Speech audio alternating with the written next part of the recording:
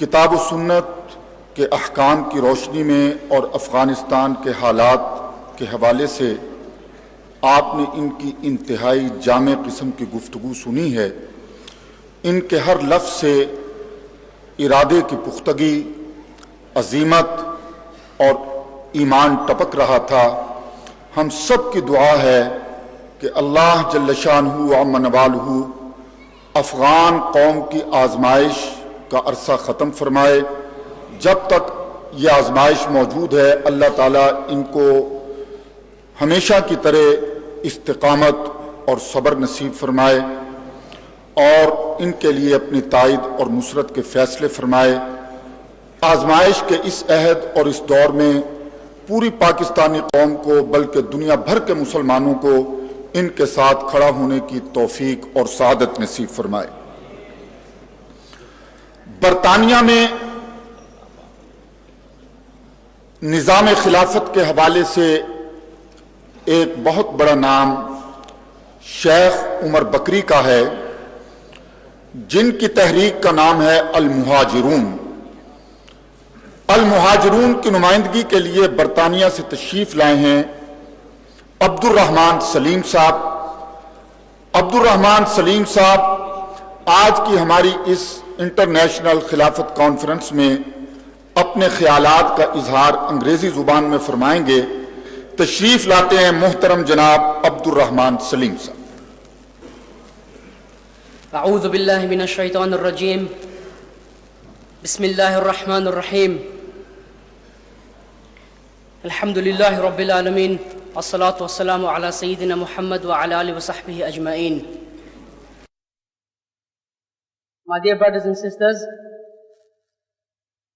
and respected elders and respected Talib al-Ilm, before I go on to this topic, there are a few issues that I would like to address, just so that they are clear in the mind of the people that are here. And I think the most important topic is the topic of United Nations. What exactly are they and what do they stand for? I've heard various speakers speak about them, but it's very unfortunate that nobody has defined exactly who the United Nations are, what our alaqat, what our relationship with the United Nations should be. That has already been defined in the Quran.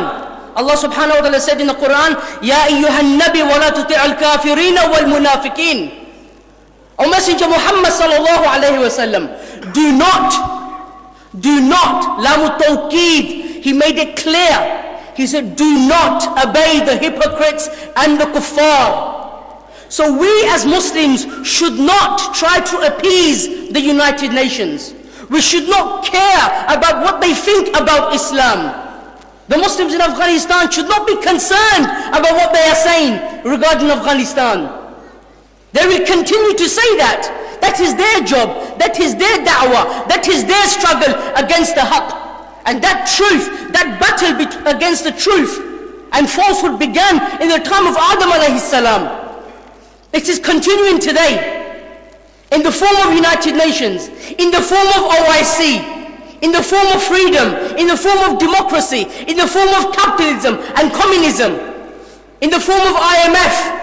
So we do not need to go to the United Nations for help. We will never as Muslims and never in the history of Islam, the principles that it was built upon is un-Islamic. And most importantly, that is not the way Muhammad sallallahu alayhi wa sallam worked. He could have very easily in Mecca changed the system of Quraysh and made it Islamic.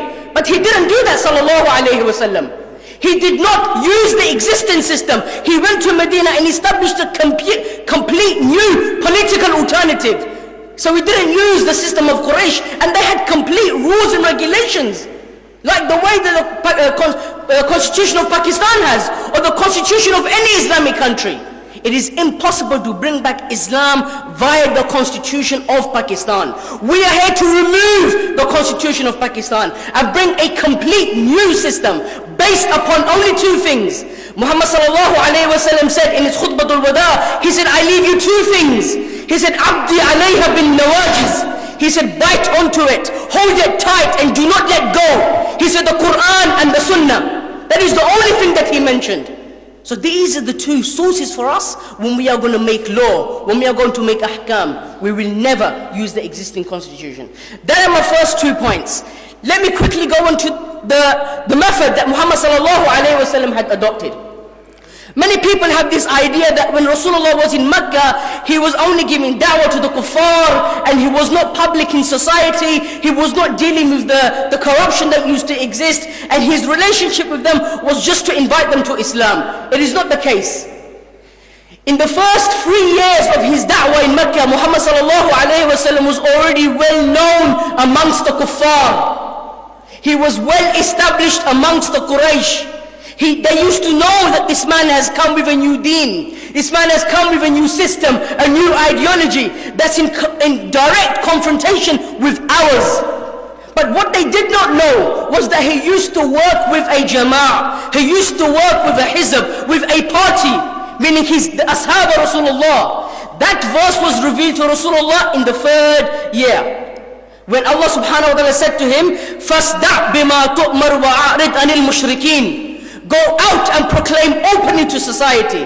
Related to this verse, Ibn Abbas, Habru Hazi Ummah, he said that when this verse had come to Rasulullah, him and his jama'ah, him and his hizb went out publicly in society and addressed the kuffar and addressed the corruption that used to exist.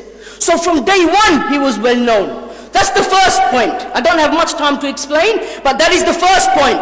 That he sallallahu alayhi wa sallam worked with a group of people, and they were the Sahaba. He was in charge sallallahu alayhi wa sallam. But we have other evidence for that. Allah subhanahu wa ta'ala says to us, وَلْتَكُمْ مِنْكُمْ أُمَّةٌ يَدْعُونَ إِلَى الْخَيْرِ وَيَأْمُرُونَ بِالْمَعْرُوفِ وَيَنْهَوْنَ عَنِ الْمُنْكَرِ وَأُولَٰئِكَ هُمُ الْمُفْلِحُونَ. Allah subhanahu wa ta'ala addressed all of us in this room, all of us in this hall. Let there arise amongst you jama'at, many groups, many parties. To do what? To go to the United Nations? To do what? To enjoy the ma'ruf, forbid the munkar? To fight jihad? To do what? وَيَأْمُرُونَ بِالْمَعْرُوفِ وَيَنْهَوْنَ عَنِ الْمُنْكَرِ. To call to Islam, to call to khair, to call to the Sharia. Amr bil ma'ruf wa nahy anil munkar. And these are the people that will have falah. Falah in Islam has always been defined as only one thing. You don't get falah in this dunya. You only get falah in the akhirah, which is Jannah. There's a science in the Quran which is called the opposite meaning. So if Allah subhanahu wa ta'ala said, وَأُولَٰئِكَ هُمُ الْمُفْلِحُونَ, meaning those that do not do that, the opposite understanding to that, they will get khusran. They will go to the nar. So that is the first point, that there must be a jama'ah, not one, no, many groups, as long as they stick to the Quran and they stick to the Sunnah. The minute that they deviate from the Quran or the Sunnah, they are not considered to be Islamic parties. So those Muslims or those Islamic groups that have coalition with Benazir's group, or have coalition with Musharraf's group, or have coalition with Nawaz Sharif's group, these groups are un-Islamic. They have no foundations in Islam, because they are built upon ghair Islam. They are not built upon Islamic principles. The second point is what Muhammad sallallahu alayhi wa sallam done. These group of people in Mecca, they addressed the corruption that used to exist. That is our responsibility today. And they used to address all of the nizam, all of the systems. I'll give you some examples. In relation to the economic system, in the time of Quraysh, they used to have a system of at-tadfif. At-tadfif was the transactions of Quraysh. There were 7 different types of transactions, and generally they were called tadfif. And Allah subhanahu wa ta'ala said in the Quran to Rasulullah to tell the people, وَيْلٌ لِلْمُتَفِّفِينَ الَّذِينَ إِذَا اكْتَالُوا عَلَى النَّاسِ يَسْتَوْفُونَ. Curse the one, woe to the one. He will go to the valley of Nar, the one who deals in tadfif, the one who deals in not only riba, the one who deals in un-Islamic contracts, the one whose principles of economic system are not Islamic. When we find that in the constitution of Pakistan, that they are not built upon the principles of Islam. The first qawaid in the economic system is al-mal malullah, that the wealth that we have only belongs to Allah subhanahu wa ta'ala. When we find that in the constitution of Pakistan, doesn't exist. So how can we again reform or bring back Islam via the constitution if even one basic principle of Islam does not exist there? So he used to attack the economic system. He used to attack the social system. He said, وَإِذَا الْمَوْءُودَةُ سُئِلَتْ بِأَيِّ ذَنْبٍ قُتِلَتْ. He used to curse them, how dare you bury your daughters alive? And you see that way Muslims today in the Muslim countries want to emulate the West. The amount of abortions that exist there, the amount of prostitution that exists there, the way that woman has no rights at all under their system. The same rights that the feminists are fighting for were given to them 1400 years ago by our Messenger Muhammad sallallahu alaihi wasallam. So he attacked the social system, the economic system, the political system. He didn't leave the rulers. He said, "Tabbat yada abi lahab wa tab." And who was Abu Lahab? Abu Lahab equivalent today. Let's find who is equivalent to Abu Lahab today. Abu Lahab at that time was the leader of Quraysh. He was the one who used to make the rules and regulations. Let's not be afraid to say it, that the equivalent of Abu Lahab today is General Pervez Musharraf. So what do we say? Tabbat yada Musharraf, Tabbat yada King Fahad, Tabbat yada Husni Mubarak, Tabbat yada Yasser Arafat. Meaning the same hands that were going to be cursed about, not only his hand. You think Allah subhanahu wa ta'ala only going to curse his hand? In Arabic, this is one science where we mention, when we want to talk about the whole body, we will even mention the hand, or we will even mention the neck. So himself and his family was going to be cursed in the hellfire. Like the same leaders today that are not implementing Islam. But this was Rasulullah sallallahu alayhi wa sallam. And who is our example today? لَقَدْ كَانَ لَكُمْ فِي رُسُولِ اللَّهِ أُسْوَةٌ حَسَنَةٌ. That he sallallahu alayhi wa sallam is our only example. So we should follow him. And let's not be afraid to speak out against those corrupt leaders. And we don't go to them to ask them to implement Islam. He is an illegitimate ruler. He can never become Amir al-Mu'mineen. He can never become Khalif. We will have to remove him. He will do tawbah, yes, but he will still be killed. Like the murtad, if somebody does ridda, he leaves Islam. Even if he does tawbah, he will still be killed. If somebody commits zina, even if they do tawbah, they will still be killed. Because that is hudud. I can never change that. That is General Pervez Musharraf. And finally, most importantly, Allah subhanahu wa ta'ala revealed to Rasulullah in the 10th year of Bi'tha, go out in the Quran, Allah subhanahu wa ta'ala said to Rasulullah, go out and seek Nusra. Sultanul Nasira, he said. That in the first 3 years he was building his movement. After that he was attacking the corruption of society, never keeping quiet and never compromising. Now Allah subhanahu wa ta'ala said, go out to the Ahl al-Hali wal-Aqd. Go out to the people of power, the people of Quwwah, the people of Nusra, and ask them to give you support. In the last 3 years, when he was in Mecca, he had visited 77 tribes. 77 Qabail was visited by Rasulullah, by Ibn Abbas, by Abu Bakr as-Siddiq, by Al-Faruq. Why? Asking them for nusra, asking them for support. Well, alhamdulillah, this came in Medina. But that is the method to establish the Khilafah. And that is the divine method. Nobody can change it. أقول قولي هذا استغفر الله العظيم والحمد لله رب العالمين. آپ میں سے شاید کسی کو یہ بات جو ہے آپ کو یقین نہ آئے کہ یہ پاکستانی ہے، یہ عارف والا کے رہنے والے ہیں، تعلیم کے لیے گئے تھے برطانیہ اور وہاں جا کر مہاجرون اور اس سے پہلے حزب التحریر جو اب بٹ گئے ہیں آپس میں، پہلے ایک ہی تنظیم تھی حزب التحریر، تو اس کے ساتھ رابطہ ہوا اور یہ جوش و خروش جو ان میں ہے ان سے کہیں زیادہ بڑھ کر جو ہے امریکہ کے اندر نوجوان موجود ہیں. یہ ہمارے لیے رے آف ہوپ ہے. یہ بھی در حقیقت اللہ تعالیٰ کی طرف سے نشانیوں میں سے ہے کہ مشیت ایزدی میں کوئی تبدیلی، کوئی انقلاب جو ہے وہ طے پا چکا ہے. اب اس کے یہ مظاہر ہیں جو ہمارے سامنے آ رہے ہیں. اب آج کے ہماری اس پوری کانفرنس کی آخری تقریر ہے سید عتیق الرحمان گیلانی صاحب. یہ اصل میں وزیرستان کے رہنے والے ہیں اور وہیں پر یہ کام کر رہے ہیں، ادارہ اعلاء کلمۃ الحق.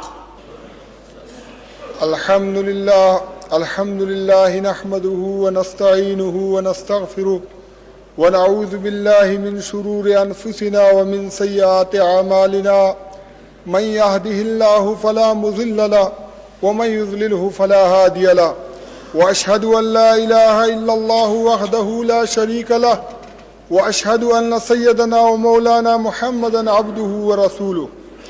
قال الله تعالى: وجاهدوا في الله حق جهاده هو اجتباكم وما جعل عليكم في الدين من حرج ملة أبيكم إبراهيم هو سماكم المسلمين من قبل وفي هذا ليكون الرسول شهيدا عليكم وتكونوا شهداء على الناس فأقيموا الصلاة وآتوا الزكاة واعتصموا بالله هو مولاكم فنعم المولى ونعم النصير. وقال الله تعالى: ونريد أن نمن على الذين استضعفوا في الأرض أن نجعلهم الأئمة وأن نجعلهم الوارثين. وقال النبي صلى الله عليه وسلم: بدأ الإسلام غريبا فسيعود غريبا فطوبى للغرباء. میں ڈاکٹر صاحب کا شکریہ ادا کرتا ہوں جنہوں نے ایک مقدس موضوع کے اوپر یہ اجتماع، اس اجتماع کے اندر ہم سب کو جو ہے نا اکٹھا کر دیا. یہ حال جو ہے نا اقبال کے نام سے ہے. یہ دور اپنے ابراہیم کی تلاش میں ہے، صنم کدائے جہاں لا الہ الا اللہ. میں سمجھتا ہوں کہ ہم جو اس دور غلامی کے اندر چل رہے ہیں، ہمارا دوسرے ممالک کو یہ مخاطب کرنا کہ یہ افغانی ہے، یہ کشمیری ہے اور یہ فلسطینی ہے اور یہ مصری ہے اور یہ سعودی ہے اور یہ ایرانی ہے، یہ بھی ایک غلامانہ تصور ہے. جبکہ نبی پاک صلی اللہ علیہ وسلم نے مسلمانوں کو ایک جسم کے مانند قرار دیا ہے. ہمارے اندر جو یہ حد بندیاں ہیں، جو ہم ممالک کے اندر تقسیم ہیں، یہ غلامی کی زنجیروں میں جو نا ہم جکڑے ہوئے ہیں، اور جب تک ہم ان کو کھولیں گے نہیں، جب تک ہم عالمی اسلامی خلافت قائم نہیں کریں گے، یہ غلامانہ تصور ہمارے اوپر ہمیشہ قائم رہے گا. اس لیے میں یہ سمجھتا ہوں کہ موجودہ دور کے اندر سب سے زیادہ موضوع جگہ ہمارا علاقہ وزیرستان اور آزاد قبائلی علاقہ جات ہیں، جو سب سے پہلے افغانستان اور پاکستان کو ایک کر سکتے ہیں، جو یہ نعرہ لگا سکتے ہیں کہ ہم ان حدود کو نہیں مانتے ہیں.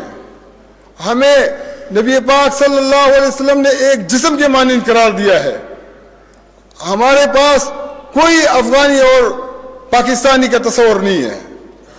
دوسری بات، آپ یہ ذہن میں بٹھائیں کہ یہ جو خلافت کا تصور ہے، یہ کوئی من گھڑت تصور نہیں ہے، یہ اللہ کا عطا کردہ تصور ہے.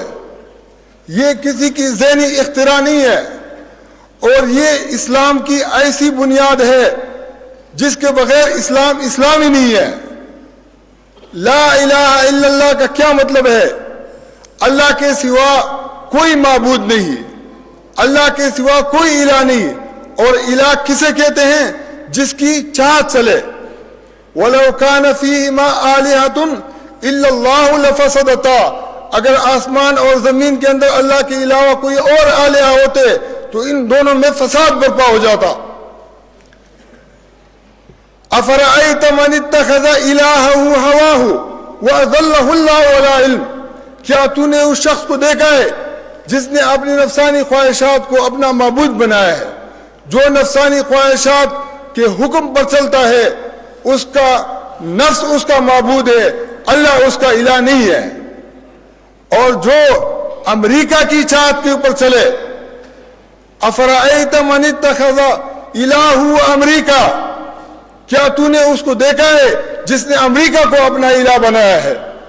آج افغانستان کے اوپر جو پابندیاں عائد کی گئی ہیں، پاکستان نے اس مجبوری کے تخت کے چھو کے اقوام متحدہ ہمارے اوپر بھی پابندی لگا دے گی، اس لیے ہم اس کو تسلیم کرتے ہیں، حالانکہ ان کا ضمیر نہیں مانتا۔ لیکن یہ ضمیر کا معاملہ نہیں ہے، یہ ایمان کا معاملہ ہے۔ وَمَن يَدْعُ مَعَ اللَّهِ إِلَٰهًا آخَرَ، جو اللہ کے علاوہ کسی اور کو الہ بنائے تو وہ جو ہے نا دلیل لے کر آئے، اور اللہ کے پاس اس کا حساب ہے۔ پھر اللہ فرماتے ہیں کہ فَتَعَالَ اللَّهُ مَلِكُ الْحَقِّ، اس بادشاہ کی طرف آؤ، اس شہنشاہ کی طرف آؤ جس کی بادشاہت حقیقی ہے۔ آج ہم نے امریکہ کو، اقوام متحدہ کو اپنا معبود بنایا ہوا ہے، اور جب تک ہم عالمی اسلامی خلافت قائم نہیں کریں گے تو ہمارے جو ایمان کا توحید کا بنیادی جز ہے وہ بھی جو ہے نا اس کی بھی حقیقت نہیں رہ جاتی ہے۔ آپ قرآن اٹھا کر دیکھیں، موسیٰ علیہ السلام آتا ہے تو فرعون کا مقابلہ کرتا ہے، ابراہیم علیہ السلام تشریف لاتے ہیں تو نمرود کا مقابلہ کرتے ہیں کہ نہیں۔ آج ہمارا ایمان ہمارے گھروں میں محفوظ ہے، آج ہم طاغوت کا مقابلہ نہیں کر رہے ہیں، اور اس کے لیے جو تصورات پیش کر رہے ہیں میرے نزدیک یہ غلامانہ تصورات ہیں۔ اس کے لیے ہمیں منہاج نبوت کے لیے ہمیں یہی کرنا ہوگا۔ نبی پاک صلی اللہ علیہ وسلم نے جیسے خلافت کے بارے میں فرمایا ہے کہ ایک امیر کے مقرر کیے بغیر مسلمانوں کی موت جاہلیت کی موت ہے۔ آج اگر ہمارا امیر نہیں، ہمارا خلیفہ نہیں، تو ہم جاہلیت کی موت مر رہے ہیں۔ اور حدیث میں یہ بھی آتا ہے کہ جس نے کسی امام کی بیعت کر لی تو حد الامکان اس کی وفاداری کرے، اگر اس کے مقابلے کے اندر دوسرا امام کھڑا ہو جائے تو اس کی گردن زد نہیں کرے۔ آج جس خطے سے بھی یہ آواز اٹھے کہ ہم نے فلاں کو خلیفۃ المسلمین مان لیا ہے، میں سمجھتا ہوں کہ اس کے لیے سب سے زیادہ موضوع ترین جگہ ہمارا وزیرستان ہے، جہاں سے جو ہے نا اعلان آپ انشاءاللہ سنیں گے۔ ہم صرف راستہ ہموار کر رہے ہیں تاکہ جس دن اعلان ہو کوئی یہ نہ کہے کہ یہ تو قادیانی ہیں، انہوں نے تو نبوت کے دعوے کیے ہیں، انہوں نے تو مہدی خزمان کے دعوے کیے ہیں۔ ہم یہ راستہ ہموار کر رہے ہیں، ہم انشاءاللہ پھر باتیں نہیں کریں گے۔ جب اٹھیں گے، پہلے بھی میں اسی سلسلے میں ایک دفعہ جیل گیا ہوں، اور میں یہ سمجھتا ہوں کہ ذلت کی موت مرنے سے عزت کی موت مرنا بہت ہی اچھا ہے۔ اور یہ لا الہ الا اللہ کی بنیاد کے اوپر ہی میں اٹھا تھا، کوئی اور میرے ذہن کے اندر کوئی بات نہیں تھی۔ ایک خانقاہی آدمی تھا، ذکر و اذکار کرتا تھا، اور یہ جو لا الہ الا اللہ کا ترجمہ میری سمجھ میں آیا تو میں نے کہا کہ جب تک ہم اس نظام کے خلاف بغاوت کا علم بلند نہیں کریں گے اس وقت تک جو ہے نا ہماری مسلمانی میں بھی فرق ہوگا۔ تو آپ حضرات سے یہ گزارش ہے کہ ڈاکٹر صاحب جو خلافت کے مسئلے کو اجاگر کر رہے ہیں، آپ اس کو ایک کان سے سن کر دوسرے کان پر نکالے نہیں، بلکہ لاہور کا شہر ہے، اس کے اندر جو نا کتنے بڑے بڑے میلے لگتے ہیں، کتنے بڑے بڑے اجتماعات ہوتے ہیں، وہ بیچارے اتنی محنت کر کے ہماری دعوتیں کر کے بڑے بڑے حالوں کے اندر آپ کو بلاتے ہیں، تو پھر بھی آپ کے لیے بیٹھنا مسئلہ ہوتا ہے۔ آپ اس کے لیے کام کریں، اور اس کے لیے ایسا کام کریں کہ ایمان کی بنیاد پر کام کریں، کیونکہ یہ جو خلافت کا مسئلہ انہوں نے اٹھایا ہے، یہ جب تک ہمارا شعور اجاگر نہیں ہوگا، جب تک آج نماز ہم سے نہیں چھوٹتی ہے، آج روزہ ہم سے نہیں چھوٹتا ہے، اگر کوئی زبردستی سے چھڑائے گا تو ہماری جان لے لے گا، لیکن نماز نہیں چھڑا سکتا، ہماری جان لے لے گا، ہماری داڑھی نہیں منڈوا سکتا ہے۔ لیکن خلافت کا جو مسئلہ ہے یہ بھی بنیادی مسئلہ ہے۔ جب ہم اس کو جو ہے بنیاد بنائیں گے، جب ہم لوگوں کے اندر شعور بیدار کریں گے، تو وہ جس طریقے سے آدمی نماز کے لیے، روزے کے لیے جان دے سکتا ہے، خلافت کے لیے بھی وہ جان دینے کے لیے تیار ہو جائے گا۔ وآخر دعوانا الحمدللہ رب العالمین۔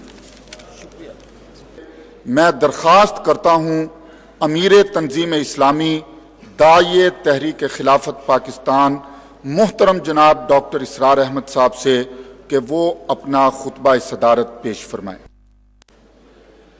نحمده ونصلي على رسوله الكريم اما بعد فقد قال الله تبارك وتعالى كما ورد في سورة الشورى اعوذ بالله من الشيطان الرجيم بسم الله الرحمن الرحيم شرع لكم من الدين ما وصى به نوحا والذي اوحينا اليك وما وصينا به ابراہیم وموسى وعيسى ان اقيموا الدين ولا تتفرقوا فيه صدق اللہ العظیم.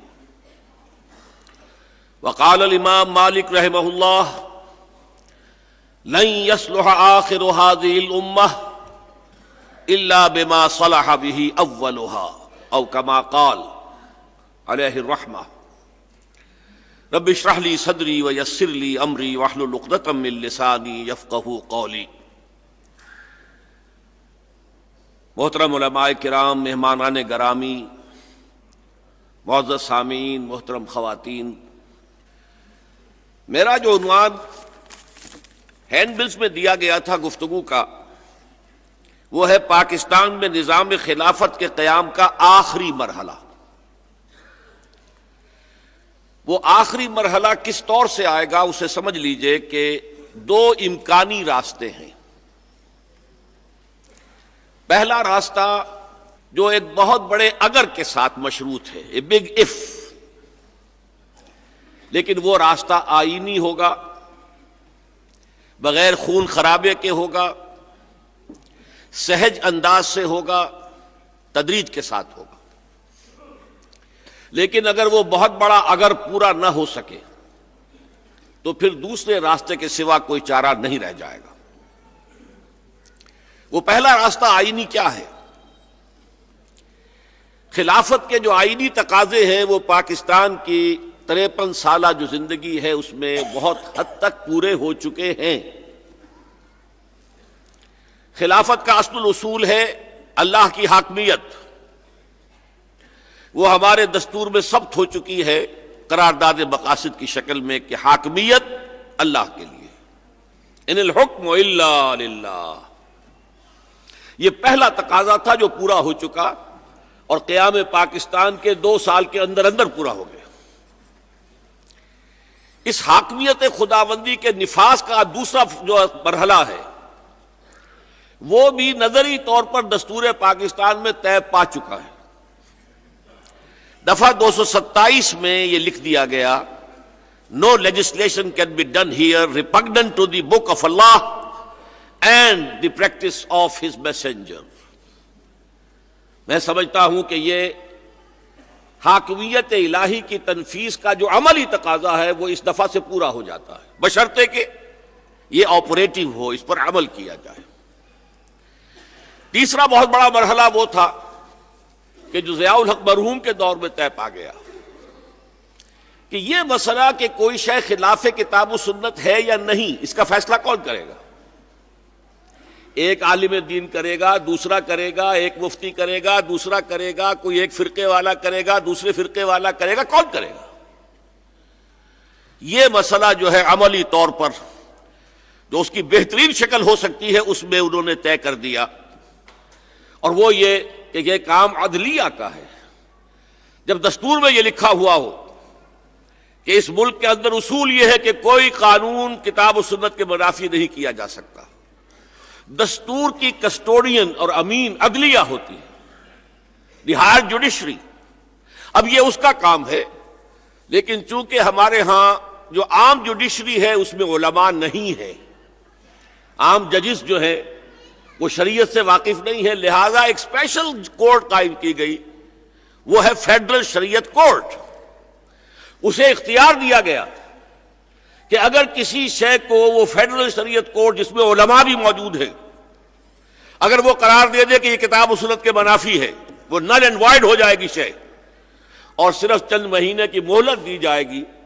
اگر کوئی مرکزی حکومت کا معاملہ ہے تو مرکزی حکومت کو، اور اگر پروونشل میٹر ہے تو صوبائی حکومت کو، کہ اتنی مدت کے اندر اندر 4-6 مہینے کے اندر اندر آلٹرنیٹ لیجسلیشن کر لی جائے، ورنہ وہ خلا پیدا ہو جائے گا، اس کی ذمہ داری آپ پر ہوگی، ورنہ فلاں تاریخ کو یہ قانون نل اینڈ وائڈ ہوگا. میرے نزدیک دستوری اعتبار سے خلافت کے تمام تقاضے ان 3 دفعات میں پورے ہو گئے. بدقسمتی کیا ہے؟ ایک تو ابھی آپ نے جنرل عباسی صاحب سے بات سنی، ہمارے جسٹس نسیم حسن شاہ صاحب، انہوں نے ہی یہ فیصلہ دے دیا کہ قرارداد مقاصد بھی بس ایک دفعہ ہے دستور کی، یہ نہیں کہا جا سکتا کہ یہ پورے دستور پر حاوی ہے. اس سے آگے بڑھ کر آپ نے 227 الف کو غیر مؤثر کر دیا، اس لیے کہ اس کے بارے میں کچھ طے نہیں کیا گیا، صرف سوائے اس کے کہ یہ معاملہ کاؤنسل آف اسلامک آئیڈیالوجی کے سپرد رہے گا، وہ جائزہ لیتی رہے گی اور رپورٹیں پیش کرتی رہے گی. آگے کچھ لکھا نہیں گیا کہ ان رپورٹوں کا کیا حشر ہوگا، ان کی تعمیل ہوگی نہیں ہوگی، کتنی مدت میں ہوگی، کوئی شے نہیں، گویا کہ غیر مؤثر. اور تیسرا عظیم ترین کام جو کیا تھا ضیاء الحق صاحب نے، اسے انہوں نے غیر مؤثر کر دیا. اس فیڈرل شریعت کورٹ کو 2 ہتھکڑیاں پہنا دیں، 2 بیڑیاں اس کے پاؤں میں ڈال دیں، وہ نہ چل سکے نہ ہاتھ اٹھا سکے. دستور پاکستان تم سے ماورا ہے، اس کے بارے میں تم کوئی فیصلہ نہیں دے سکتے. جوڈیشل پروسیجرل لاز تمہارے دائرے سے خارج ہیں، نہ تم ضابطۂ دیوانی کے بارے میں بات کر سکتے ہو اور نہ ضابطۂ فوجداری کے بارے میں. مالی معاملات بھی 10 برس تک تمہارے دائرے سے خارج ہیں. وہ تو 10 برس والی ہتھکڑی کھل گئی، وہ ٹائم بم کی طرح آخر ایک وقت میں کھل جانا تھا. تب وہ فیڈرل شریعت کورٹ نے فیصلہ دیا کہ بینک انٹرسٹ اور کمرشل انٹرسٹ بھی ربا ہے اور حرام، ورنہ اس سے پہلے وہ بات کر ہی نہیں سکتی تھی. اس سے بھی آگے بڑھ کر یہ کہ مسلم فیملی لاز کے بارے میں بھی یہ کورٹ کوئی رائے نہیں دے سکتی. انا للہ و انا الیہ راجعون. دیکھیے، نوٹ کیجئے، میں ویسے ایک عملی اعتبار سے اس ملک میں جسے سیاسی میدان کہہ لیا جائے، ملی میدان کہہ لیا جائے، قومی میدان کہہ لیا جائے، کم سے کم 35 برس سے ہمہ تن ہمہ وقت ہوں. میں نے کسی سیاسی اکھیڑ پچھاڑ میں کہیں کوئی حصہ نہیں لیا. میرے پیش نظر تھا نظام بدلنا، لہذا کوئی انتخابی عمل، گاؤں آمد کے خررفت یا خررفت کے گاؤں آمد، اس سے میں نے کبھی کوئی دلچسپی نہیں لی. پہلی مرتبہ ضیاء الحق صاحب کے بارے میں محسوس کر کے کہ اسلام اسلام اسلام اسلام کر کے آخر ایک شخص نے اس حد تک جو ہے پہنچ گیا ہے، تو اگر کہا ہے انہوں نے وزارت پیش کی تھی، اس کو میں نے رد کر دیا، لیکن جب انہوں نے شورا میں شرکت کی دعوت دی تو میں شریک ہو گیا. لیکن 2 مہینے کے اندر معلوم ہو گیا کہ he doesn't mean any business at all. وہ تو صرف امریکن پبلک اوپینین کو دکھانا ہے کہ میری حکومت خالص فوجی حکومت نہیں ہے بلکہ اس کے ساتھ سویلینز بھی ہیں، اس لیے وہ ایک شو پیس بنا کر شورا کو رکھ دیا گیا ہے. 2 مہینے کے بعد میں استعفیٰ دے کر اور واپس آ گیا. اور میری جو ملاقات ہوئی تھی 5 جولائی سن 82 کو یہی لاہور کے گورنمنٹ ہاؤس میں نے ان سے اسی فیڈرل شریعت کورٹ کے بارے میں بات کی. آپ نے اتنا عمدہ ادارہ بنایا، اتنی ہائی لیول کی کورٹ قائم کی، پھر اپنے ہینڈ پک ججز اس میں بٹھا دیے. اس لیے کہ جو مولانا مودودی کے ہوتے تھے معاون ملک غلام علی صاحب، وہ کس کا چوائس؟ آپ کا چوائس. پیر کرم شاہ صاحب کس کا چوائس؟ آپ کا چوائس. اور مولانا تقی عثمانی کس کا چوائس ہے؟ آپ کا چوائس. لیکن آپ نے ان کے ہاتھ باندھ دیے. اس کا مطلب یہ ہے کہ آپ شریعت کو جزوی طور پر مانتے ہیں، کلی طور پر نہیں مانتے ہیں. اور اس پر جو اللہ کی وعید ہے وہ سن لیجئے، افتؤمنون ببعض الکتاب وتکفرون ببعض فما جزاء من يفعل ذلك منكم الا خزي في الحياة الدنيا ويوم القيامة يردون الى اشد العذاب وما الله بغافل عما تعملون. میں نے کہا آپ ماتھے پر کلنگ کا ٹیکا لیے پھر رہے ہیں. وہ چونکے، کیا کہہ رہے ہو، کیوں کہہ رہے ہو؟ میں نے کہا آپ نے شریعت کورٹ کے ہاتھ باندھ دیے، فیملی لاز میں بھی بات نہیں کر سکتی. آیا ان کی دیانت اور امانت پہ شک ہے؟ ان کے علم پر اعتماد نہیں ہے؟ کہنے لگے پھر ان خواتین کو کون مطمئن کرے گا؟ میں نے کہا آپ کے سوچ کا معیار یہ ہے تو میں آپ کے ساتھ شورا میں نہیں بیٹھ سکتا، یہ استعفیٰ حاضر میں جا رہا ہوں. لیکن جیسا کہ میں نے عرض کیا، ان چیزوں کے ہوتے ہوئے پاکستان کے دستور میں یہ جو چور دروازے موجود ہیں ان کی وجہ سے غیر مؤثر. اسی لیے میں کہتا رہا ہوں، آپ کے علم میں یہ بات آئی ہوگی، پاکستان کا موجودہ دستور منافقت کا پلندہ ہے. پورا اسلام موجود ہے لیکن مؤثر نہیں ہے۔ منافق کون ہوتا تھا؟ وہ بھی مسلمان ہوتا تھا۔ عبداللہ ابن ابی کی بھی نماز جنازہ حضور نے پڑھائی ہے صلی اللہ علیہ وسلم۔ قانوناً مسلمان ہوتا تھا۔ ہمارے دستور میں آئینی تقاضے نظام خلافت کے پورے ہیں لیکن غیر مؤثر۔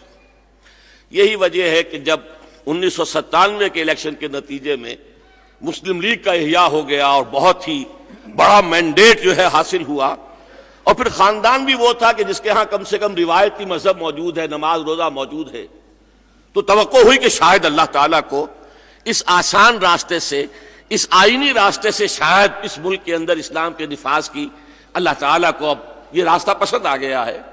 تب میں نے خط لکھا تھا میاں محمد شریف صاحب کو، جس کے نتیجے میں وہ اپنے تینوں بیٹوں کو لے کر میرے پاس آ گئے، پختہ وعدے کیے۔ میں نے کہا دستور میں یہ چور دروازے بند کر دو، اس شریعت کوڈ کے دائرہ کار پر جتنی تحدیدات ہیں، لیمیٹیشن ختم کرو، اس لیے کہ دین تو ادخلوا فی السلم کافہ کا مطالبہ کرتا ہے، اسلام میں داخل ہونا ہے پورے کے پورے ہو جاؤ۔ سود کا انسداد کلی بیرونی اور اندرونی، یہ آپ پختہ وعدہ کریں۔ اور سب نے کہا، چاروں نے، تینوں بیٹے ساتھ تھے، میاں نواز شریف بھی، میاں عباس شریف بھی، میاں شہباز شریف بھی، اور ان کے والد بزرگوار بھی تھے میاں محمد شریف بھی، پختہ وعدے کی۔ اس کے بعد کوئی 6 مہینے گزر گئے، کچھ نہیں، باقی سب کام ہو رہے ہیں۔ وہ اپنے جو بھی ضروری تقاضے تھے، اپنی قوت کو اور اپنے اقتدار کو مستحکم کرنے کے لیے ایک ایک کر کے قدم اٹھائے، اس کا ذکر ہی نہیں۔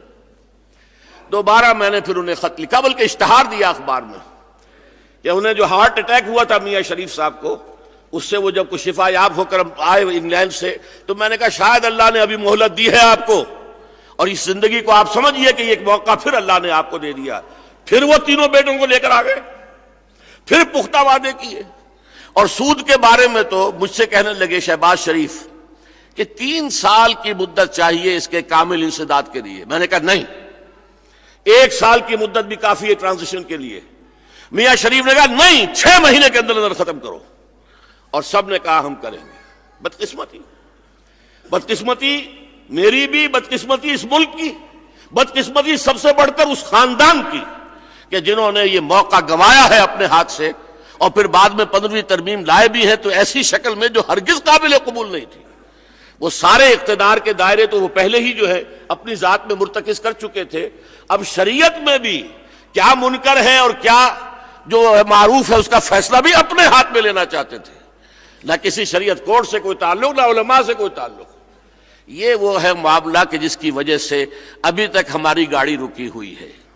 اب ایک اگر ہے، وہ جو میں نے کہا تھا ہے بہت بڑا اگر اس ملک کی تمام دینی جماعتیں، اگر اللہ انہیں توفیق دے، اگر وہ اقتدار کی سیاست سے کنارہ کش ہو جائیں، انتخابی سیاست کے میدان کو چھوڑ دیں، سیکولر جماعتوں کے ساتھ کسی شکل میں کوئی اتحاد، کوئی اشتراک عمل نہ کریں، اور صرف حکومت سے مطالبہ کرنے کے لیے جمع ہو جائیں کہ یہ تقاضے پورے کرو، دستور کے اندر جو چور دروازے بند کرو، سود کو ختم کرو، یہ کام کرنے کے لیے میدان میں اگر جماعتیں آ جائیں، ان کا کوئی متحدہ محاذ بن جائے، میں سمجھتا ہوں چند دن کی بات ہے، لیکن ہے بہت بڑا بہت بڑا اگر۔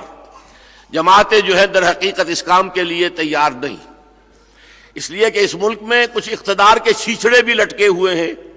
اگر آپ الیکشن کا، ابھی تو بلدیاتی آیا ہے، اس سے اگلا بھی مرحلہ آئے گا، وہ سب اپنے جو ہے لنگر لنگوٹے کس کر اس کے لیے تیاری کر رہے ہیں، نگاہیں سب کی اس پر رکھی ہوئی ہیں۔ لہذا یہ تو مارک ٹائم ہے جو ہو رہا ہے مختلف دینی جماعتوں کی طرف سے، لیکن یہ ہے کہ اگر میں یقین کے ساتھ کہتا ہوں، آپ نے دیکھا اس ملک کے اندر ابھی ہوا ہے، یہ اسی چیف ایگزیکٹو نے اپنا تھوکا ہوا چاٹا ہے، جبکہ توہین رسالت کے قانون کے ضمن میں ذرا سا قدم پیچھے ہٹنے لگا تھا، اور اس کے بعد لاہور میں ایجیٹیشن ہوا، اور پھر انہیں اپنا قدم واپس لینا پڑا، پھر آگے بڑھ گئے، اور امریکہ میں بھی کہا گیا یہ تو بڑا کچا اور بودا آدمی ثابت ہوا، ایک چھوٹا سا قدم اٹھایا تھا، اس میں بھی پیچھے ہٹ گیا۔ واقعہ یہ ہے کہ اگر دینی جماعتیں جمع ہو کر یہ مطالبہ کریں تو چند دن کی بات ہے کہ یہ مطالبہ انہیں ماننا پڑے گا، اس کے سامنے انہیں سر جھکانا پڑے گا، اور اگر یہ ہو جائے تو یوں سمجھئے دی بال ول بی سیٹ رولنگ، اب وہ گیند چل پڑے گی، اور بڑے تدریج کے ساتھ، سہج انداز میں، تدریج کے ساتھ، اسلامائزیشن آف لاس کا معاملہ ہو جائے گا. دستوری تقاضے تو پہلے ہی پورے ہیں.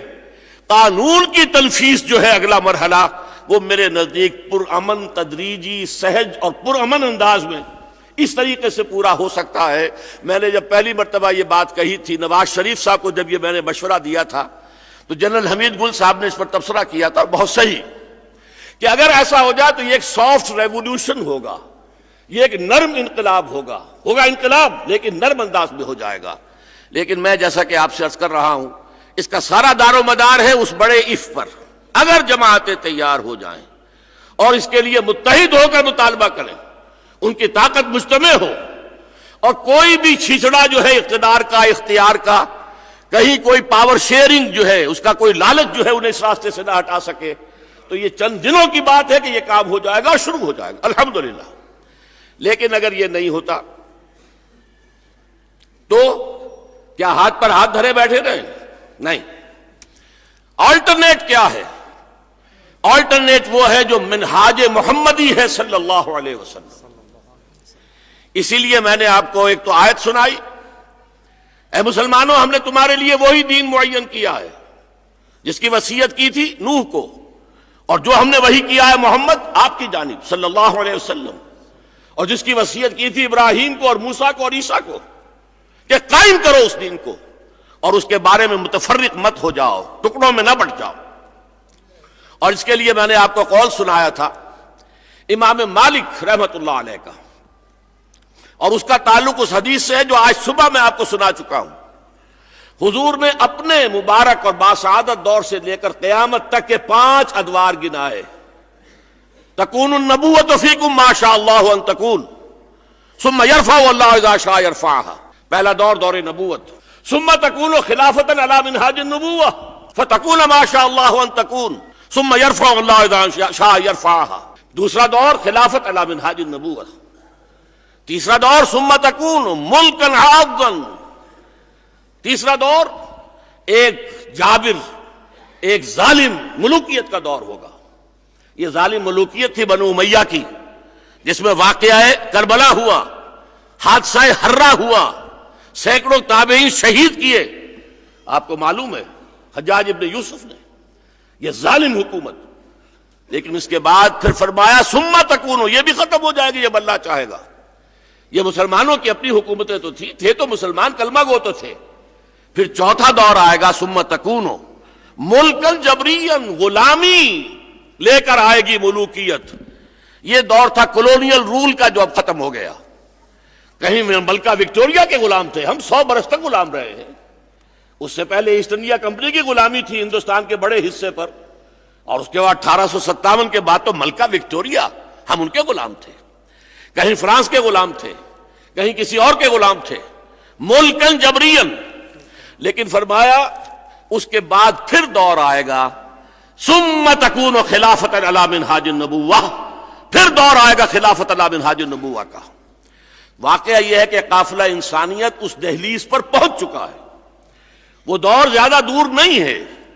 لیکن اب اس میں نوٹ کیجئے حضور کے بعد پہلا دور بھی خلافت علی منہاج النبوہ، اور پھر آخری دور بھی خلافت علی منہاج النبوہ. اس حوالے سے امام مالک نے فرمایا لا يصلح آخر هذه الامہ الا بما صلح به اولها. اس امت کے آخری حصے کی اصلاح نہیں ہو سکے گی مگر اسی طریقے پر، اسی منہاج پر، اسی میتھڈالوجی سے جس سے کہ پہلے حصے کی اصلاح ہوئی تھی. پہلا منہاج نبوت قائم ہوا تھا منہاج محمدی پر صلی اللہ علیہ وسلم. منہاج خلافت پہلا دور جو ہے خلافت علی منہاج النبوہ کا، وہ تو منہج انقلاب نبوی کی بنیاد پر قائم ہوا. اب اسی راستے سے دوبارہ خلافت کا نظام قائم ہوگا. وہ راستہ کیا ہے؟ دیکھیے، اگرچہ میں نے اس پر 400 صفحے کی کتاب بھی لکھی ہے، 2 گھنٹے 3 گھنٹے 5 گھنٹے کے میرے ویڈیوز آڈیوز بھی موجود ہیں. اس وقت مجھے چند منٹوں میں بات جمع کرنی ہے. پہلی بات، ایمان حقیقی دلوں میں پیدا کرو. آج جو ہمارے پاس ہے وہ ایمان قلبی نہیں ہے، یقین والا ایمان نہیں ہے. یقین والا ایمان ہمارے پاس ہوتا تو ہم ذلیل و خوار نہ ہوتے. وَلَا تَهِنُوا وَلَا تَحْزَنُوا وَأَنْتُمُ الْأَعْلَوْنَ إِن كُنتُم مُؤْمِنِينَ. تم ہی مومن اگر ہوگے تو تم سب سے سربلند ہوگے. ہم تو ذلیل ہیں آج کیوں ذلیل کہ کل تک نہ تھی پسند گستاخی فرشتہ ہماری جناب میں. ہمارے پاس ایمان نہیں، ایک عقیدہ ہے، موروثی عقیدہ ہے، ایک ریشیل کریڈ ہے. پہلے ایمان کا احیاء کرنا ہوگا، دلوں میں اس یقین کی جوت جگانی ہوگی. اور اس میں ایک عوام کی سطح کا ایمان ہے، ایک انٹلیکچول لیول کا ایمان ہے جو علی وجہ البصیرت بھی ہو، جیسے کہ حضور سے کہلوایا گیا قل ھذہ سبیلی ادعو الی اللہ علی بصیرۃ انا ومن اتبعنی. کہہ دو اے محمد صلی اللہ علیہ وسلم یہ میرا راستہ ہے، میں اللہ کی طرف بلا رہا ہوں علی وجہ البصیرت، نہ صرف میں خود بلکہ جو میرے پیروکار ہیں وہ بھی علی وجہ البصیرت چل رہے ہیں. یہ اندھے بہرے ہو کر نہیں چل رہے، علی وجہ البصیرت چل رہے ہیں. پہلا مرحلہ یہ ہے، اور اس علی وجہ البصیرت ایمان کے سورس صرف ایک ہے، اور وہ قرآن مجید ہے. مولانا ظفر علی خان کس کا انداز میں کہہ گئے وہ بات، وہ جنس نہیں ایمان جسے لے آئیں دکانیں فلسفہ سے، ڈھونڈے سے ملے گی عاقل کو یہ قرآن کے سپاروں. شاید اسی سے آپ سمجھے 35 برس اس عرض لاہور میں صرف کر چکا ہوں، صرف تعلیم و تعلم قرآن، جدید تعلیم یافتہ لوگوں کو قرآن سے روشناس کرانا. اور یہ سارا کام کس لیے تھا؟ یہ پہلا مرحلہ ہے انقلاب نبوی کا. وہ ایمان حقیقی پیدا ہو، اور اس کا ثبوت کیا ہوگا؟ ثبوت یہ ہوگا کہ اس نظام کے تحت رہتے ہوئے شریعت کے جتنے حصے پر عمل کرنا ممکن ہے اس پر لازماً عمل کرے، چاہے مشکل ہو، چاہے بھوک آئے، چاہے فاقہ آئے. سودی لین دین حرام، کسی حکومت نے آپ پر لازم نہیں کیا کہ آپ بینک سے قرض لیں اور اونچا محل بنائیں، بڑی بلڈنگ بنائیں، کسی نے لازم نہیں کیا، یہ آپ کا اپنا فعل ہے. کسی حکومت نے آپ کو مجبور نہیں کیا کہ بینک میں رقم رکھیں اور سود کھائیں. کم سے کم یہ تو نہ ہو جو غبار ہے سود کا وہ تو میرے اور آپ کے اندر جا رہا ہے حضور کی حدیث کے مطابق، غبار یا دخان وہ تو جا رہا ہے، لیکن ڈائریکٹ انوالومنٹ تو نہ ہو. بے پردگی کا کوئی حکم ہمارے ہاں نہیں دیا گیا. مصطفیٰ کمال پاشا کی طرح یہاں برقعے نہیں اتروائے گئے، یہاں چادریں نہیں اتروائی گئیں. پھر اگر اتاری ہیں تو کیوں اتاری ہیں؟ کس نے اتروائی ہیں؟ ہم نے خود.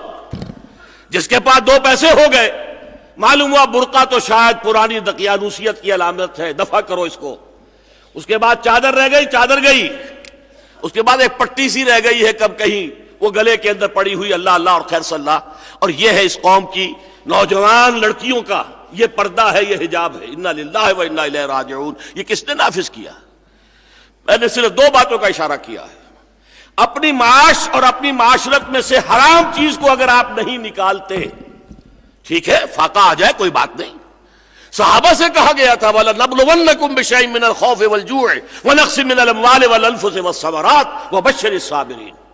یہ تو آئیں گے، امتحانات آئیں گے، تمہیں ہم فاقے سے بھی آزمائیں گے اور جان و مال کے نقصانات سے بھی آزمائیں گے. اور یہ تو جب تک ان آزمائشوں سے نہیں گزرو گے تم ہماری مدد کے مستحق نہیں قرار پاؤ گے. امتحانوں میں سے گزر جاؤ پھر ہماری مدد آئے گی. یہی وجہ ہے کہ غزوہ احزاب میں جبکہ صحابہ کرام کے لیے من حیث الجماعت آخری درجے کا امتحان ہو گیا تھا، اس کے بعد نوید سنا دی تھی حضور صلی اللہ علیہ وسلم نے اپنے ساتھیوں کو لن تغزوکم قریش بعد عامکم ھذا ولکنکم تغزونہم. بس اب اللہ کی مدد آئے گی، اب قریش تم پر دوبارہ حملہ آور نہیں ہو سکتے، اب تمہاری طرف سے انیشیٹو ہوگا.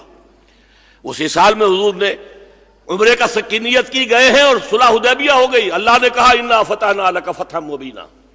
بہرحال پہلا مرحلہ یہ ہے حقیقی ایمان کی جوت جگانا دلوں میں، جس کا ثبوت یہ ہوگا کہ شریعت کے جس دائرے میں اس وقت عمل ہے، چور کا ہاتھ ہم نہیں کاٹ سکتے، زانی کو ہم سنسار نہیں کر سکتے جب تک کہ نظام کی سطح پر فیصلہ نہ ہو جائے، لیکن جو کام ہم کر سکتے ہیں وہ تو کریں. اگر یہ بھی نہیں کرتے تو مجرم ہم ہیں. دوسرا مرحلہ یہ ہے ایسے لوگ اب جمع ہوں، ایک قوت بنے، جماعت بنے. ید اللہ علی الجماع لا اسلام الا بالجماع. یہ تو حضرت عمر کا قول ہے رضی اللہ تعالی عنہ، آج صبح آپ کو سنایا گیا ہے. اب میں معذرت سے عرض کروں گا کہ اس وجہ سے کہ ہم اس پر پورے نہیں اترتے ان حدیثوں کو ہم اٹھا کر پھینک دیں. حدیث مسلم شریف کی ہے من مات ولیس فی عنقہ بیعۃ مات میتۃ جاہلیہ. کیا آپ اٹھا کر پھینک دیں گے صرف اس دلیل کے بنا پر کہ پھر ہم کون، ہم تو سب کے سب کافر ہو گئے. پھر اگر نتیجہ نکل رہا ہے تو اس کفر سے نکلنے کی کوشش کیجیے، یہ نہیں کہ اس کو جواز بنا لیا جائے اس کفر کے اندر رہنے کا. مسئلہ کیا ہے؟ الجماعت صرف وہ جماعت تھی جو حضور کے زمانے میں تھی اور زیادہ سے زیادہ خلافت راشدہ میں. وہ الجماعت تھی کہ من شذ شذ فی النار، جو اس جماعت سے علیحدہ ہوا وہ جہنمی. اس کے بعد سے آج تک کوئی الجماعت نہیں ہے. جو اپنے آپ کو الجماعت کہے وہ کافر، اس لیے کہ الجماعت کا مطلب کیا ہے؟ گویا کہ اس کا امیر نبوت کا مدعی ہے. نبی کی جماعت ہوتی ہے کہ جو الجماعت ہو، یا خلافت علی منہاج النبوہ جو ہے وہ دعویٰ کر سکتی ہے الجماعت کا. الجماعت کا مقصد مراد یہ ہوتا ہے کہ جو میرے اندر ہے وہ ہے مسلمان، جو ہم سے باہر ہے وہ کافر ہے. اگر کوئی مسلمان جماعت یہ دعویٰ کرے بہت بڑی گمراہ، ضل ضلالا بعیدا کسے باشد. یہ نہیں ہے اصل میں. اب جماعتیں ہیں، الجماعت نہیں ہے، لیکن یہ ہے کہ اس دین کو قائم کرنے کے لیے محنت کرنی ہوگی، جدوجہد کرنی ہوگی. یہ محنت افراد کے ذریعے نہیں ہوتی، جماعتوں کے ذریعے ہوتی ہے. یہ ساری جماعتیں ہیں. جو بھی جماعت آپ کے خیال میں بہتر ہے، جو جماعت بھی آپ کے خیال میں اپنی میتھڈالوجی کے اعتبار سے منہج انقلاب نبوی سے قریب ترین ہے، جس جماعت کی قیادت کے قریب ہو کر آپ کو کچھ خلوص اور اخلاص کی خوشبو آئے، اس پر شامل ہونا آپ پر فرض عین ہے. اگر نہیں تو آپ کی زندگی اسلامی زندگی نہیں ہے. اس لیے کہ طاغوت سے کفر جو ہے وہ ایمان کی شرط اول ہے. فمن یکفر بالطاغوت ویؤمن باللہ فقد استمسک بالعروۃ الوثقی. اس کے خلاف جہاد آپ کے ایمان کی شرط لازم ہے. انما المؤمنون الذین آمنوا باللہ ورسولہ ثم لم یرتابوا وجاہدوا باموالہم وانفسہم فی سبیل اللہ اولئک هم الصادقون. اس کے بغیر تو ایمان ہے ہی نہیں. لہذا کسی نہ کسی جماعت میں آپ کو ہونا چاہیے. اور اگر کوئی جماعت آپ کے پیمانے پر معیار پر پوری نہیں اترتی، خود کھڑے ہو جائیے. کسی کے پاس پروپرائٹری رائٹس نہیں ہے. جتنی جماعتیں ہیں وہ جماعت اسلامی ہو. مولانا مودودی کو حق تھا، انہوں نے جماعت بنائی. مولانا الیاس کو حق تھا، انہوں نے ایک جماعت، ایک کام شروع کر دیا. اور لوگوں کے حق تھے جن کے سامنے جو طریقہ کار آیا انہوں نے اس طریقہ کار کے مطابق جماعت بنا لی. کسی نے اس کو حرام نہیں کہا. یہ جماعتیں بنانا ہرگز حرام نہیں ہے. لیکن یہ ہے کہ آپ بغیر جماعت کے رہنا چاہتے ہیں تو اس کا مطلب ہے بغیر جد و جہد کے رہنا چاہتے ہیں. آپ ڈسپلن کو قبول کرنے کے لیے تیار نہیں. بغیر سمع و طاعت کے ڈسپلن کے یہ کام نہیں ہو سکتا. بہرحال دوسرا مرحلہ یہ ہے، اسی لیے حضور نے فرمایا، یہ حضرت حارث اشعری کی روایت رضی اللہ تعالی عنہ مسند احمد ابن حنبل میں بھی ہے اور جامع ترمذی میں بھی ہے. حضور نے فرمایا انی آمرکم بخمس، مسلمانوں میں تمہیں 5 باتوں کا حکم دے رہا ہوں. اللہ امرنی بہن، اور یہ نہ سمجھنا کہ میں خود دے رہا ہوں، اللہ نے مجھے حکم دیا ہے.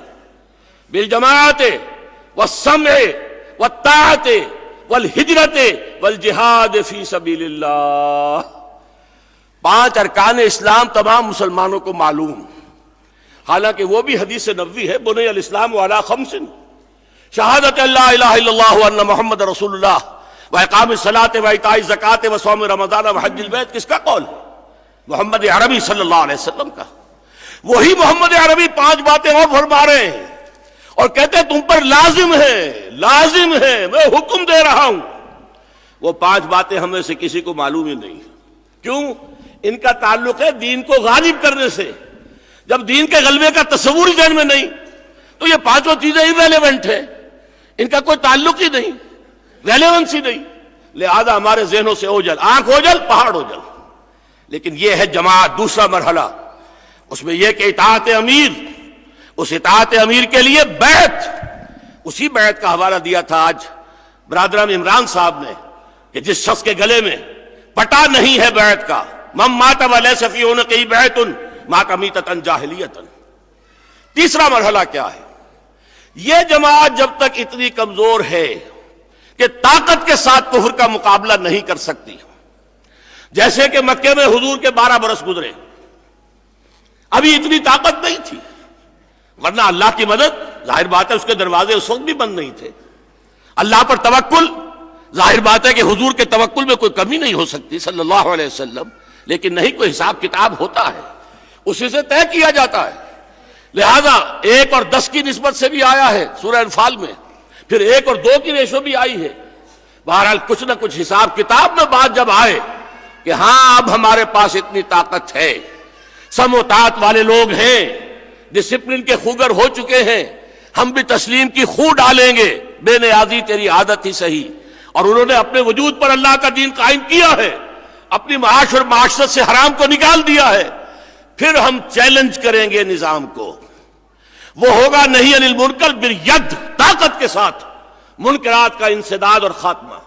ہم چیلنج کریں گے، اب یہ حرام کام ہم نہیں ہونے دیں گے یہاں. اس لیے میں عرض کر رہا ہوں اس میں بھی مسلح بغاوت نہیں، اس لیے کہ ایک تو مسلمان کا مسلمان سے تعلق ہے، ایک نیا مسئلہ ہے. حضور کے زمانے میں ایک طرف کفر تھا، ایک طرف اسلام تھا. دوسرا مرحلہ یہ ہے کہ جو حکومت ہے ان کے پاس فوج ہے، ایئر فورس ہے. آپ کو معلوم ہے حافظ الاسد نے ایک دن میں 30,000 اخوانی ہلاک کیے، پورا شہر ہماکہ اڑا دیا. 30,000. ظاہر فوج موجود ہے، ٹینک ہے، ایئر فورس ہے. لہذا اصل میں مسلح بغاوت جو ہے وہ فیزیبل نہیں ہے. یہ نہیں کہ جائز نہیں ہے، جائز ہے. امام ابو حنیفہ کا فتویٰ صحیح ہے، درست ہے، جائز ہے، لیکن فیزیبل نہیں، قابل عمل نہیں. غیر مسلح بغاوت، non violent non cooperation, non violent civil disobedience, unarmed revolt. اب ہم ٹیکس نہیں دیں گے، تمہارا یہ کام حرام کے کام ہے، تمہارا سارا نظام حرام کا نظام ہے، یہ کافرانہ نظام ہے، ہم اس کے ساتھ وفاداری نہیں جاری رکھ سکتے. یہ کہہ کر میدان میں آئیں گے. یہ یک طرفہ جنگ ہوگی، گولیاں چلیں گی، لیکن سینوں پر کھائیں گے انشاءاللہ اگر وہ وقت آ گیا. پیٹھ نہیں دکھائیں گے، اس لیے کہ شہادت ہے مطلوب و مقصود مومن، نہ مال غنیمت نہ کشور کشائی. یہ ہے وہ آخری مرحلہ. اگر معتدبے تعداد میں لوگ ہوئے اور واقعتاً ان کے خلوص اور اخلاص جو ہے اس میں کمی نہ ہوئی، ان کے نظم میں آپ کو معلوم ہے تھوڑی سی غلطی ہوئی تھی. غزوہ احد میں 35 صحابہ سے غلطی ہوئی، نظم کو ڈھیلا کر دیا. کوئی حرام کام نہیں کیا تھا انہوں نے، لوکل کمانڈر کہتے رہے مت ہلو یہاں سے، لیکن وہ فتح بدل گئی شکست میں. قرآن مجید میں اللہ نے کہا کہ ہم نے تو تم سے اپنا وعدہ پورا کر دیا تھا. وَلَقَدْ صَدَقَكُمُ اللَّهُ وَعْدَهُ إِذْ تَحُسُّونَهُم بِإِذْنِهِ حَتَّىٰ إِذَا فَشِلْتُمْ وَتَنَازَعْتُمْ فِي الْأَمْرِ وَعَصَيْتُم مِّن بَعْدِ مَا أَرَاكُم مَّا تُحِبُّونَ. جب تم ڈھیلے پڑے، تم نے نظم کو توڑا، 35 صحابہ کی غلطی سے فتح شکست میں بدلی. 70 صحابہ شہید ہوئے، انکلوڈنگ اسد اللہ و اسد رسولہ حضرت حمزہ رضی اللہ تعالی عنہ. مصعب بن عمیر جو داعی قرآن بن کے مدینے میں آئے تھے، اور جو بھی انقلاب مدینے میں آیا در حقیقت انہی کی دعوت قرآنی کے نتیجے میں آیا، وہ بھی شہید ہو گئے. لہذا نظم، ڈسپلن، اس کی ایک جماعت کا تیار ہونا لازم ہے. البتہ جب ہم میدان میں نکلیں گے، اگر وہ مرحلہ آ گیا تو بہت سے اور نیک دل لوگ بھی لازماً شامل ہو جائیں گے. لیکن اگر ریڑھ کی ہڈی کی طرح کی مضبوط ایک جماعت موجود ہوگی، وہ اس پورے ایجیٹیشن کو کنٹرول کر سکے گی، اس کو کوئی ہائی جیک نہیں کر سکے گا، اس کو کہیں رخ نہیں غلط طریقے پر بدل سکے گا. یہ ہے 3 نکات جس سے کہ ایک مشکل انقلاب، جانے دینے والا انقلاب. محسوس ایسا ہوتا ہے، ویسے تو اللہ کا اختیار ہے، اگر وہ ہمارے لیے نرم انقلاب کا راستہ کھول دے فبہا، اس کا کرم ہے، اس کا فضل ہے. لیکن اگر نہیں ہوتا ہے، ہمارا کام یہ ہے کہ ہم اس کا بھی مطالبہ کرتے رہیں، اس کھڑکی کو بند نہ کریں. اب ہم پرویز مشرف سے یہی مطالبہ کر رہے ہیں. جماعت اسلامی نے اپنے جلسے میں بلایا، میں نے جا کر وہیں پر وہ بات رکھ دی، اور پورا ان کا مجمع کھڑا ہو گیا اور سب نے ہاتھ اٹھا دیے، ہاں اس کے اوپر تحریک چلنی چاہیے. لیکن جماعت اسلامی نے بھی تحریک چلانے کا فیصلہ نہیں کیا. اگر کوئی مظاہرے کیے تو اس بات پر کیے کہ نواز شریف کو یہاں سے کیوں بھیج دیا ہے. اللہ خیر صلی اللہ.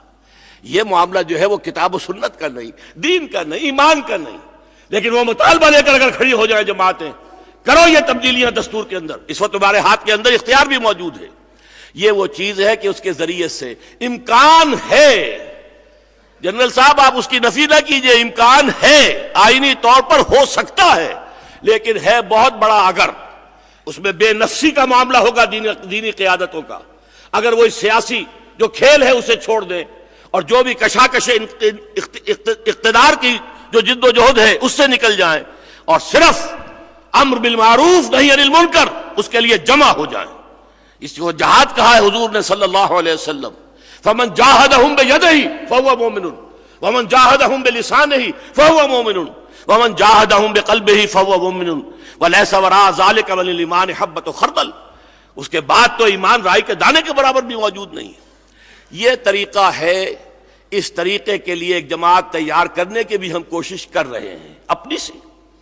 ہمارے پاس اگر 2 کم آئے ہیں، مجھے اس کی فکر نہیں ہے، مجھے معلوم ہے سیرت النبی سے آپ نے 22 برس میں ایک ٹوٹل ریولوشن برپا کیا، یہ تو کبھی ہوا ہی نہیں تاریخ میں، انسانی تاریخ میں نہیں ہوا، لیکن اس کے بھی 2 حصے کیجئے تو پہلے 10 سال میں بمشکل 125 آدمی حضور کے پاس تھا۔ دار الندوہ میں قتل کا فیصلہ ہو چکا ہے، اسی لیے آلٹرنیٹ بیس کی تلاش میں طائف گئے تھے، وہاں جو کوئی 2 دن میں ہو گیا حضور کے ساتھ، مکے میں پورے 10 برس میں نہیں ہوا تھا، اس لیے کہ بنو ہاشم پشت پر تھے، بنو ہاشم کی سپورٹ حاصل تھی۔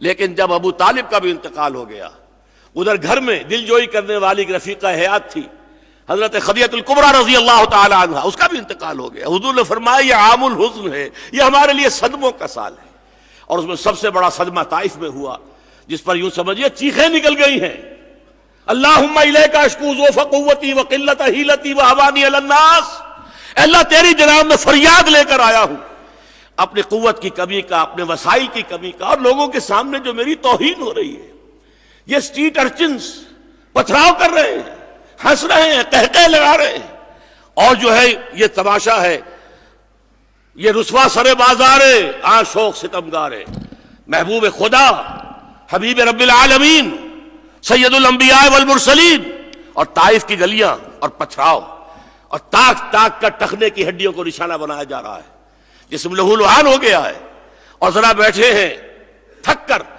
یا نڈھال ہو کر، تو 2 گنڈے آئے ہیں، ایک نے دائیں بغل میں ہاتھ ڈالا، دوسرے نے بائیں میں، اٹھو جاؤ یہاں سے، انا للہ و انا الیہ راجعون، اللہم الیک اشکو ضعف قوتی وقلت حیلتی وہوانی علی الناس الی من تکلنی الی بعید یتجہمنی اور الی عدو ملکت امری، کیا میرا معاملہ میرے دشمن کے ہاتھ میں دے دیا، جو چاہے میرے ساتھ کر گزرے۔ یہ فریاد آئی ہے محمد کی زبان پر صلی اللہ علیہ وسلم۔ مولانا مناظر احسن گیلانی نے النبی الخاتم میں لکھا ہے، یہی دعا ہے ٹرننگ پوائنٹ، یہ گویا کہ ذاتی طور پر حضور پر ابتلا اور آزمائش کی انتہا تھی جو یوم طائف میں ہو گئی، اس کے بعد سے مدد آئی ہے، اس کے بعد مدینے سے کھڑکی کھلی ہے، اس کے بعد آپ غار ثور میں رہے ہیں تو اس کے دروازے پر پہنچ کر بھی لوگ نہیں دیکھ پائے ہیں، اس کے بعد اگر سراقہ نے تعاقب کیا ہے تو اس کی سواری کے جو وہ پاؤں ہیں وہ دھس گئے زمین کے اندر، پھر اللہ کی مدد آئی ہے۔ لیکن یہ کہ پہلے یہ ساری شرائط پوری کی جائیں، یہ ہے وہ راستہ، انقلاب کا راستہ، جانے دینے کا راستہ۔ اور جان لیجئے اگر محمد عربی صلی اللہ علیہ وسلم نے بھی اس خلافت کے نظام کو قائم کرنے کے لیے کئی 100 صحابہ کی جانوں کا نذرانہ پیش کیا، اپنے خون کا ہدیہ پیش کیا، 2 مرتبہ طائف کی مٹی بھی اس نے بھی جذب کیا ہے نبی کے خون کو، اور دامن احد میں تو خون کا فوارہ چھوٹا تھا حضور کے یہ رخسار مبارک سے، اس لیے کہ وہ جو تلوار کا وار پڑا تھا 2 دندان مبارک شہید ہوئے ہیں، اور یہ کہ یہ جو رخسار کی ہڈی ہے اس کے اندر خود کی 2 کڑیاں گھس گئی، ان کو نکالنے کی کوشش کی ایک صحابی نے دانتوں سے کھینچ کر، تو ان کے دانت نکل گئے، پھر جس طریقے سے بھی انہیں نکالا گیا تو خون کا فوارہ آیا، اتنا خون گیا کہ آپ بے ہوش ہو گئے اور خبر اڑ گئی کہ آپ کا انتقال ہو گیا۔ یہ مرحلے آتے ہیں، ان مرحلوں سے گزر کر یہ ہے سخت انقلاب، یہ ہے ریولوشن، یہ ہے منہاج محمدی۔ اس کے لیے میں نے آپ کو قول سنا دیا، لن يصلح آخر هذه الامة الا بما صلح به اولها، وہ آخری دور آئے گا اسی طور سے آئے گا جس طور سے پہلا دور آیا تھا۔ اور ایک محقق نے بتایا کہ یہ قول تو اصل میں حضرت ابوبکر صدیق کا ہے رضی اللہ تعالی عنہ، انہوں نے جب نامزد کیا تھا حضرت عمر کو اپنے جانشین کی حیثیت سے تو خطبہ دیا تھا، اور خطبے میں فرمایا تھا ان هذا الامر لا يصلح آخره الا بما صلح به اوله، یہ جو ہمارا معاملہ خلافت کا ہے اس کے آخری حصے کی اصلاح نہیں ہو سکے گی مگر اسی طور سے جس سے پہلے حصے کی اصلاح ہوئی تھی۔ یہ دوسرا راستہ ہے، ہم اس پر بھی گامزن ہیں، البتہ یہ کہ ہم راستے اللہ کی رحمت کے بند نہیں کرنا چاہتے، اگر کہیں سے توقع ہوتی ہے ان کو بھی ہم کہتے رہیں گے، ایک طرز تغافل ہے صبح ان کو مبارک، ایک عرض تمنا ہے سو ہم کرتے رہیں گے، ارباب اقتدار سے بھی کریں گے، دینی جماعتوں اور قیادتوں سے بھی کریں گے، لیکن یہ کہ اپنے طور پر ایک ایسی جماعت کو تیار کرنے کی جد و جہد ہمہ تن، ہمہ وقت، ہمہ جہد جاری رکھیں گے۔ اقول قولی ھذا واستغفر اللہ لی ولکم ولسائر المسلمین والمسلمات۔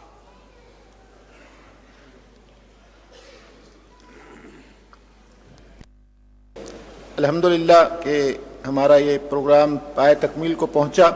محترم ڈاکٹر اسرار احمد، امیر تنظیم اسلامی اور داعیہ تحریک خلافت پاکستان کی دعا پر یہ آج کا پروگرام ہمارا اختتام پذیر ہوگا۔ اس دعا کو محض رسم نہ سمجھیے، اللہ تعالیٰ کی طرف رجوع کرتے ہوئے خشوع اور خضوع کے ساتھ دعا مانگیے۔ الحمدللہ الذی ہدانا لہذا وما کنا لنہتدی لولا ان ہدانا اللہ۔ کل شکر، کل ثنا، کل تعریف اس اللہ کے لیے ہے جس نے ہمیں ہدایت عطا فرمائی، اور ہم ہرگز ہدایت یافتہ نہ ہو سکتے اگر اللہ ہی ہمیں ہدایت نہ دیتا۔ ربنا لا تزغ قلوبنا بعد اذ ہدیتنا وہب لنا من لدنک رحمہ انک انت الوہاب۔ پروردگار، جو ہدایت تو نے عطا فرمائی ہے اس پر استقامت عطا فرما۔ اے اللہ ہمیں توفیق دے کہ ہم اپنے وجود پر نظام خلافت قائم کریں۔ اے اللہ ہمیں ہمت دے کہ اپنے ملک میں نظام خلافت قائم کریں۔ اللہم وفقنا لما تحب و ترضی۔ اے اللہ ہمیں توفیق دے ہر اس کام کی جو تجھے پسند ہے، جس سے تو راضی ہوتا ہے۔ اللہم وفقنا نقیم دینک المتین۔ اے اللہ ہمیں ہمت دے کہ تیرے دین متین کو قائم کرے۔ اللہم وفقنا نقیم نظام الخلافت علی منہاج النبوۃ فی پاکستان اولا وفی کل العالم آخرا۔ اے اللہ ہمیں توفیق دے تیرے عطا کردہ اس ملک میں سلطنت خداداد پاکستان میں نظام خلافت علی منہاج النبوہ قائم کریں، اور پھر یہ نظام خلافت علی منہاج النبوہ پاکستان اور افغانستان سے پورے روئے ارضی تک پھیل جائے۔ اللہم انصر من نصر دین محمد صلی اللہ علیہ وسلم من کانوا وحیث کانوا۔ اے اللہ اپنے ہر اس بندے کی مدد فرما جو تیرے نبی کے دین کی خدمت کر رہا ہو، وہ کوئی بھی ہو، کہیں بھی ہو۔ وَاجْعَلْنَا مِنْهُمْ، اور اے اللہ ہمیں ان میں شامل فرما دے۔ وَاخْذُلْ مَنْ أَعْرَضَ عَنْ دِينِ مُحَمَّدٍ صلی اللہ علیہ وسلم مَنْ كَانُوا وَحَيْثُ كَانُوا، اور اے اللہ ہر اس شخص کو رسوا اور ذلیل اور خوار کر دے جو تیرے نبی کے دین سے روگردانی کرے۔ وَمَنْ كَانُوا وَحَيْثُ كَانُوا، کوئی بھی ہو، کہیں بھی ہو۔ وَلَا تَجْعَلْنَا مَعَهُمْ، اے اللہ کہیں ایسا نہ ہو کہ ہم ایسے لوگوں کے دھوکے میں آ کر ان کے ساتھ شامل ہو جائیں۔ اللہم اغفر لنا ولآبائنا ولأمہاتنا ولجمیع المؤمنین والمؤمنات والمسلمین والمسلمات الاحیاء منہم والاموات انک سمیع مجیب الدعوات۔ اللہم اشف مرضانا مرضى المؤمنین والمؤمنات والمسلمین والمسلمات وصلی اللہ تعالی علی خیر خلقہ محمد وآلہ واصحابہ اجمعین برحمتک یا ارحم